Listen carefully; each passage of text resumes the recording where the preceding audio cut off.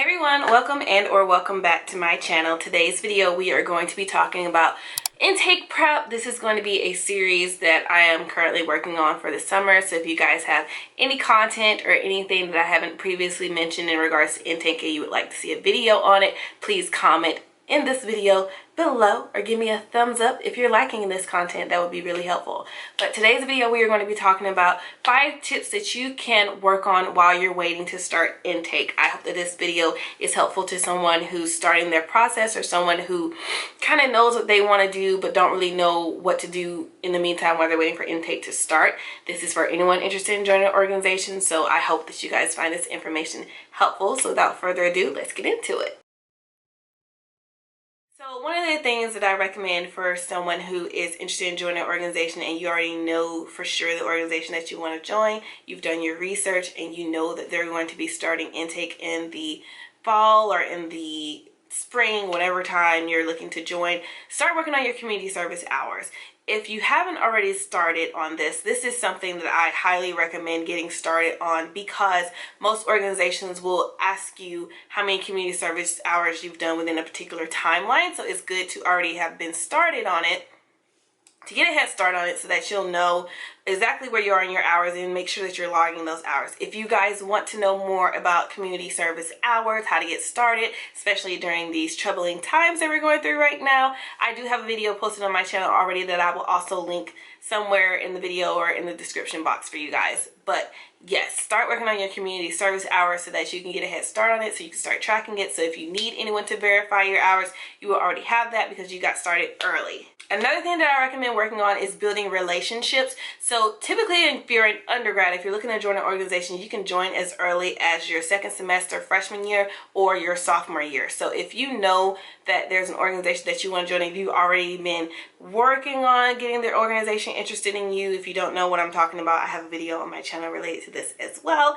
But make sure that you are working on building relationships and also honing those relationships. So if you're looking to start intake in the fall, over the summer, you need to be working on your relationships, following them on social media, interacting with them during the summer when they're doing things, even if it's a semester in advance. So say they're not having intake until spring and it's fall semester should be your time, and it should be the easiest time to be working on relationships, building those relationships, and also honing those relationships, maintaining them. So just make sure that you're doing that in the meantime while you're waiting on intake to start, because the majority of organizations will choose people that they know. They will choose people that they've already connected with, people that they already have an idea of who they are. If you're not knowing what I'm talking about, I also have a video as to why organizations do not choose you, as well as why we do choose you. See all the content that I have for you guys? Just take a look at the playlist that I have below about undergraduate membership. This is where you'll find majority of the videos that I'm talking about, if not all the videos that I'm talking about.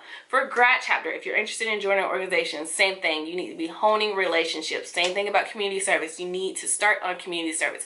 The timeline for grad chapter is different from undergrad, so just be mindful of when you know that the organization will be having intake. If that information was already provided to you, then that's your heads up for you to get started on your process.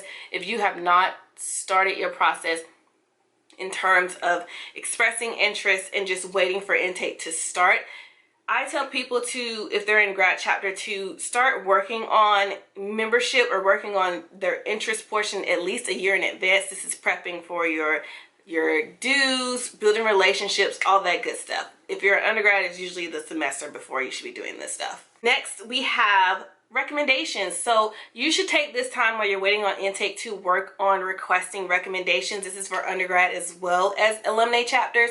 Some organizations even require sponsorships. So if you know that that's what's required of you, you need to be working on those as soon as possible. Now, you don't have to ask if you know that you're not having intake until spring. You don't have to ask in the summer, but you should be working on those relationships in the fall. Like if they're having intake in February, then by December you should know who your recommender is going to be and just keep them updated on what you plan on doing. The reason why is because you do not want to ask anybody last minute for a recommendation letter. Nobody wants to be asked that, so make sure that you're working on that stuff in advance so that you know who to ask, or if you need backups, you will have backups. Same thing with sponsorships. Start working on those relationships for sponsors. This is particularly for grad chapter. Have at least 2 3 is better. People that you could ask to be a sponsor because they may already be committed to somebody else, or they may say they can do it and they might fall through. So just make sure that you have a backup for your backup if you can. 4th item that I recommend for anyone who is waiting for intake to start is to be working on your recommendation letter to be working on your resume and or your interest letter. My good rule of thumb is to work on your resume first, because with your resume, even if it's not a page for undergrad, not 2 pages for grad chapter, even if it exceeds the limit of pages, you have something to work with.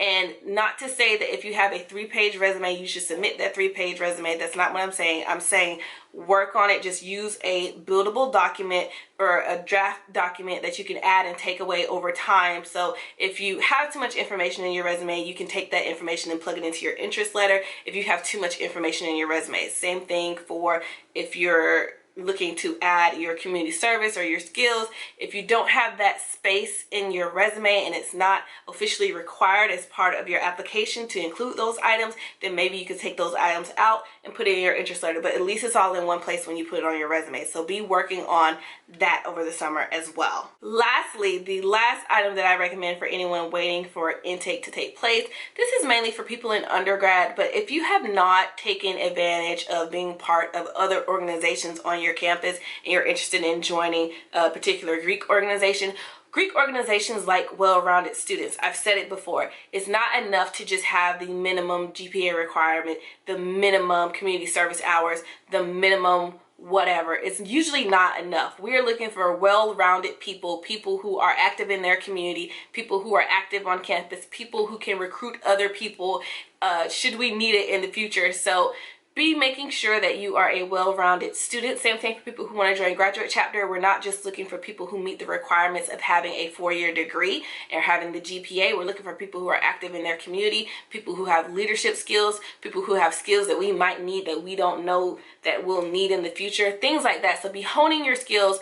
Work on building your relationships with people in those organizations that you want to join outside of the D9 organization that you want to join, because we're going to want people who can not only do what we require in the organization, but people who can use the organization or use their positions in their organizations outside of Greek life to work hand in hand. So we're looking for collaborations. We're looking for people who can be that person on the inside of different organizations that we can collaborate with, network with, use for charity events, social events, things like that. So if you have not taking the time to think of other organizations that you could possibly be a part of while you're waiting to join a D9 organization, be thinking about that over your period while you wait, because we're going to want people who can expand our, I don't want to say brand, but sorry, PR background, but expand our organization, expand our social action, expand our beliefs, our mission statement, things like that. So be thinking about those things that you can add to contribute to the chapter